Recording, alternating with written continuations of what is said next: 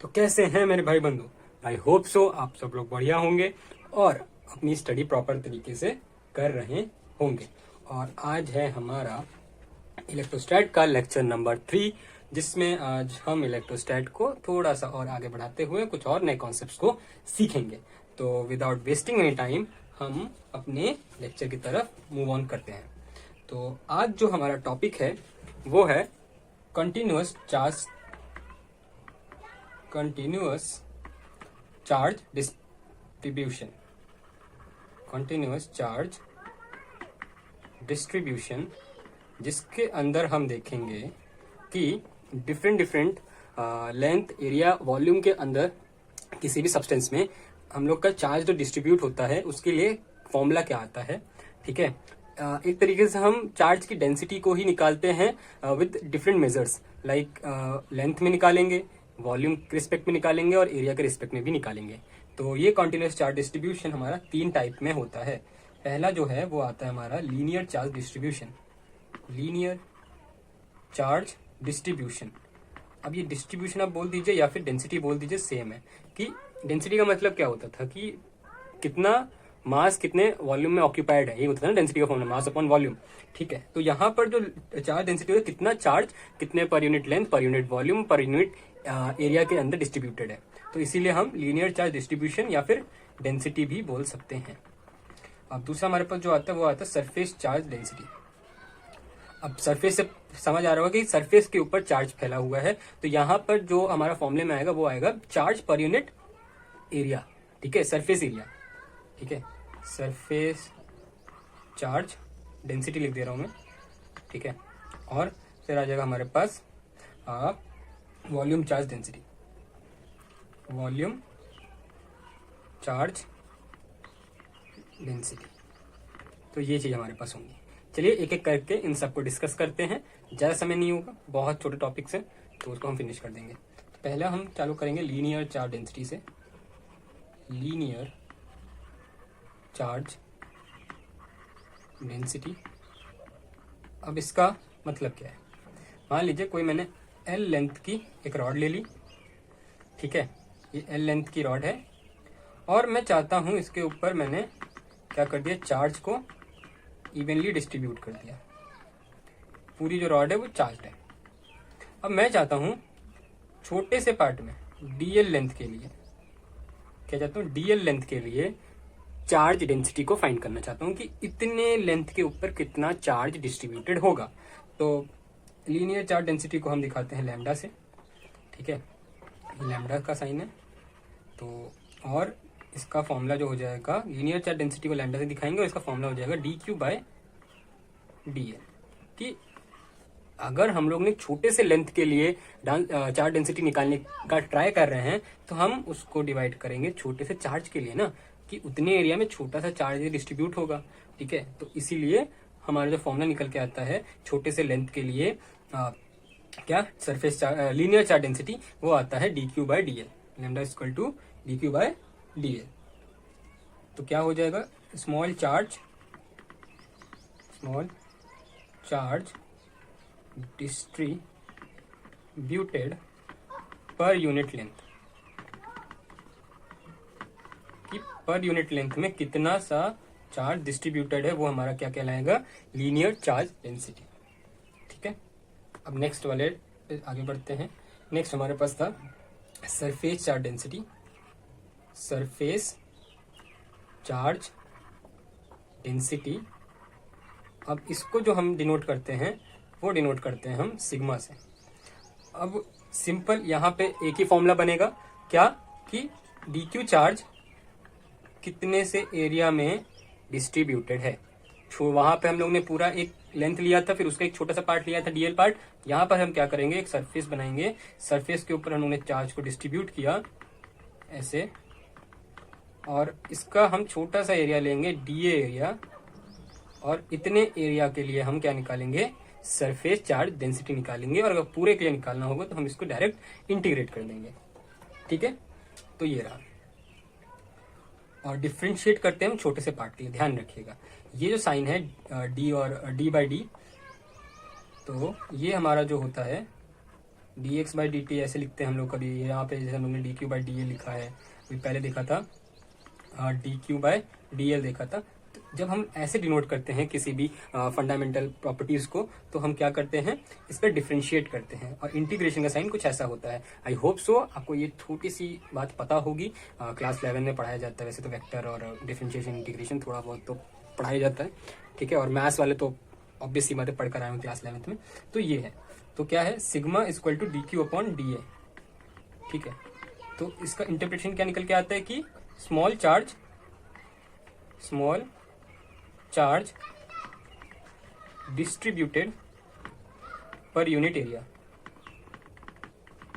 कि इस छोटे से एरिया में कितना सा चार्ज डिस्ट्रीब्यूटेड है, वो हमारे पास क्या हो जाएगा, sigma equal to dq upon dA। चलते हैं हमारे पास आखिरी जो बचा हुआ है वॉल्यूम चार्ज डेंसिटी, उसको डिस्कस करते हैं, फिर नेक्स्ट टॉपिक में मूव ऑन करेंगे।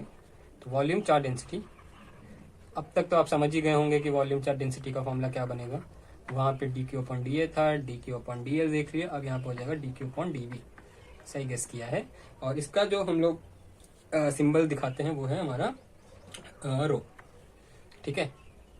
और इसका इंटरप्रिटेशन क्या निकल जाएगा, small charge distributed per unit volume, ठीक है, ये हो जाएगा। यहाँ पे एक बात का और ध्यान रखिएगा कि कभी भी अगर चार्ज यूनिफॉर्मली स्प्रेड रहता है, ठीक है, क्या बोला मैंने, अगर चार्ज पूरे बॉडी के ऊपर, पूरे सरफेस के ऊपर, या फिर इस पूरे वॉल्यूम के ऊपर चार्ज यूनिफॉर्मली स्प्रेड है, मतलब इक्वल चार्ज है हर एरिया में, या फिर हर लेंथ पे, या फिर हर वॉल्यूम पे, तो क्या हो जाएगा, चार्ज अगर यूनिफॉर्मली स्प्रेड है तो जो आपके क्या हो जाएगा, जो भी डेंसिटीज होंगे क्या, जैसे कि लैम्डा, सिग्मा और रो, ये क्या हो जाएंगे, सारे कांस्टेंट हो जाएंगे, ठीक है। तो ये इन बातों का आपको ध्यान रखना है कि लिखा होना चाहिए charge is non uniformly spread, तब आप ये सारे फॉर्मूला लगा पाएंगे। अगर यूनिफॉर्मली स्प्रेड है तो यहाँ पे कोई भी डेंसिटी वाला कॉन्सेप्ट नहीं लगेगा, क्योंकि वो सब कांस्टेंट हो जाएंगे, ठीक है। इतना क्लियर। अब आगे बढ़ते हैं। अब आगे हम बढ़ते हुए चलते हैं अपने नेक्स्ट टॉपिक के तरफ, जो हमारा है इक्विलिब्रियम ऑफ चार्जेस के इक्विलिब्रियम को हम डिस्कस करते हैं। इक्विलिब्रियम पोजीशन हमको पता है, हम लोग ने क्लास 11 में पढ़ा है, I think work power energy chapter में। इक्विलिब्रियम होता क्या है, तो इक्विलिब्रियम वो स्टेट है बॉडी का जहां पर हमारी बॉडी बैलेंस रहती है, मतलब बॉडी पे लगने वाला फोर्स उसके अपोजिट फोर्स से बैलेंस हो जाता है, ठीक है। तो कुछ इसी प्रकार से चार्जेस में भी इक्विलिब्रियम पोजीशन को डिफाइन करते हैं कि मान लीजिए कि कोई चार्जेस आपस में एक दूसरे पर फोर्स लगा रहे हैं, और मैंने यहाँ पे एक लाइन ज्वाइन कर दिया है इन दोनों चार्जेस को, ठीक है। अब इनके डिस्टेंस के बीच में कोई ऐसा पॉइंट होगा, ठीक है, इनके डिस्टेंस के बीच में कोई ऐसा पॉइंट होगा जहां पर फोर्सेस बैलेंस हो जाएंगे और कैंसिल आउट कर देंगे एक दूसरे को, और फोर्सेस क्या हो जाएंगे, इक्वल हो जाएंगे। क्या हो जाएगा, यहाँ पे हम लोग कोई भी एक प्लस क्यू चार्ज रखेंगे, ठीक है, प्लस क्यू चार्ज रखेंगे, जहां पर इन दोनों का जो फोर्स होगा, मान लीजिए Q2 ले लिया, Q1 ले लिया, Q2 फोर्स इस तरफ मारेगा और Q1 फोर्स इस तरफ देगा, तो ये हो जाएगा F1 फोर्स, ये हो जाएगा F2 फोर्स। तो यहाँ पर ये दोनों जो फोर्सेस होंगे ये दोनों बैलेंस आउट कर जाएंगे, तो F1 इक्वल टू F2 हो जाएगा, और जो हमारा फोर्स आएगा, नेट फोर्स आएगा, वो 0 हो जाएगा। इतना बात समझ आया। इक्विलिब्रियम पोजीशन क्या है, यही है। अब इसको स्टेटमेंट के फॉर्म में कैसे लिख देंगे देखिएगा। तो अगर मैं स्टेटमेंट के फॉर्म में इसको डिफाइन करूं, तो the point at which force on Q due to Q1 is equal to force on Q due to Q2। ये हो गया हमारा इक्विलिब्रियम ऑफ चार्जेस का कॉन्सेप्ट। अब हम डिफाइन करते हैं कि किन किन प्लेसेस के अंदर हमारा चार्ज डिस्ट्रीब्यूटेड किस तरीके से, हम स्टेबल इक्विलिब्रियम कहाँ मिलेगा और अनस्टेबल इक्विलिब्रियम कहाँ मिलेगा। तो चलिए देखते हैं कि स्टेबल इक्विलिब्रियम और अनस्टेबल इक्विलिब्रियम कहाँ मिलेगा। ठीक है, तो स्टेबल इक्विलिब्रियम की अगर हम बात करें, स्टेबल इक्विलिब्रियम की अगर हम बात करें तो देखिए, तो दो केसेस यहाँ पे पॉसिबल हो सकते हैं स्टेबल इक्विलिब्रियम के लिए। तो पहला तो बात यह है कि अगर दो पॉजिटिव चार्ज के बीच में हम एक नया पॉजिटिव चार्ज लेकर आए तो हमें स्टेबल इक्विलिब्रियम कहाँ मिलेगा। तो ध्यान रखिएगा, मान लीजिए यहाँ पे एक प्लस क्यू चार्ज है और यहाँ पर एक छोटा सा प्लस क्यू चार्ज है, तो हमें स्टेबल इक्विलिब्रियम उनके बीच के लाइन ज्वाइनिंग पर ही मिल जाएगा। ठीक है, तो व्हेन, क्या बोला मैंने, when positive charge is placed along the line joining,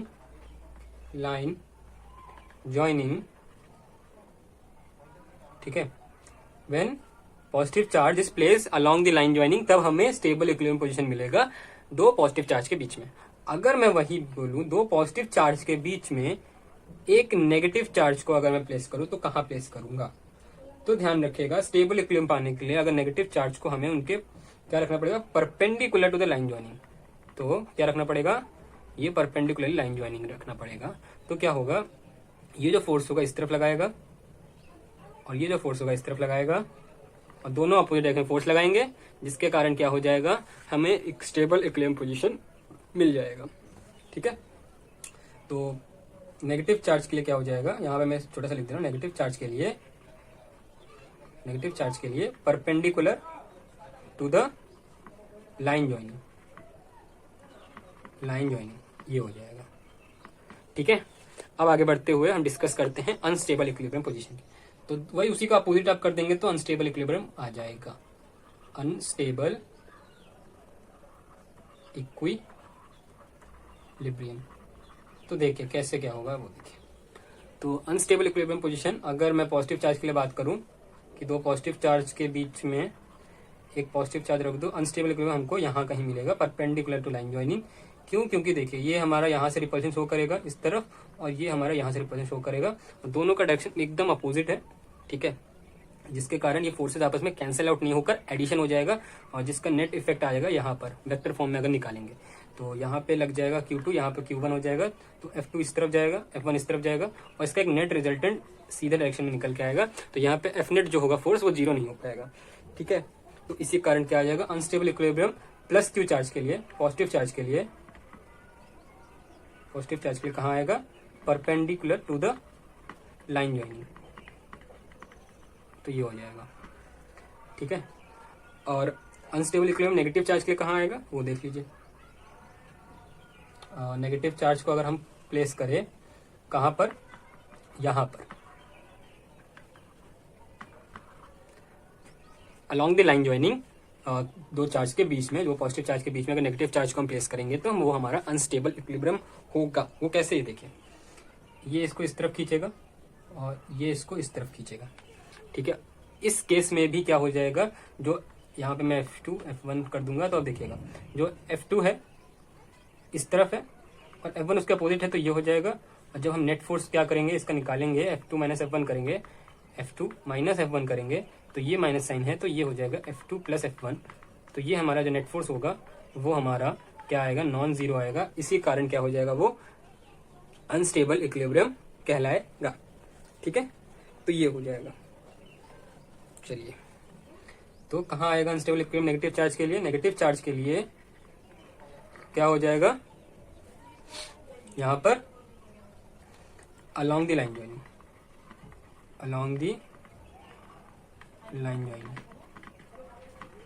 ये हो जाएगा हमारा अनस्टेबल इक्विलिब्रियम के लिए। तो आज के लिए बस इतना ही। तो कल जो हमारा नया लेक्चर आएगा या फिर जब भी हमारा लेक्चर नंबर 4 आएगा इलेक्ट्रोस्टैट का, तो तब हम लोग चालू करेंगे मेन जो टॉपिक्स हैं इलेक्ट्रोस्टैट के, इलेक्ट्रिक फील्ड के बारे में अगले में डिस्कस करेंगे, इलेक्ट्रिक फील्ड और इलेक्ट्रिक पोटेंशियल। ठीक है, और जो भी मेन टॉपिक्स होंगे वो हमारे लेक्चर नंबर 4 से चालू होंगे। तो for lecture number 3 that's it. और एक और काम आपको करना पड़ेगा, चैनल को सब्सक्राइब कर लीजिए अगर हमारे लेक्चर्स आपको बहुत पसंद आ रहे हैं, ठीक है। और चैनल को सब्सक्राइब तो कर लिया होगा पता है, तो लाइक भी कर दीजिए वीडियो को लगे हाथ, और शेयर भी कर दीजिए। और हमारे टेलीग्राम चैनल को भी ज्वाइन कर लीजिए, जहाँ पर आपको सारे अपडेट्स मिलते रहेंगे हमारे चैनल के। और for today that's it, let's thanks you, और मिलते हैं आपको नेक्स्ट वीडियो या नेक्स्ट लेक्चर पे। तब तक के लिए बाय।